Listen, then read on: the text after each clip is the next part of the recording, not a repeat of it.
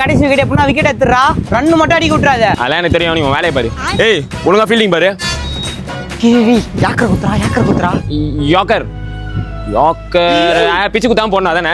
டேய் அது ஃபுல் டாஸ்ரா, கால் கிட்ட குத்துறா. தெரியும்டா. டேய் ஜோக் இப்ப போடுறேன் பாரு. வார்ம் அப் லைட்டா வார்ம் அப் பண்ணிக்கிறேன்.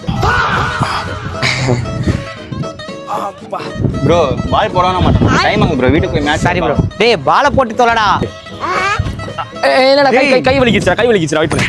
போடுவானா மாட்டானே அவன். டேய் கேட்ச் புடிச்சிடுறா.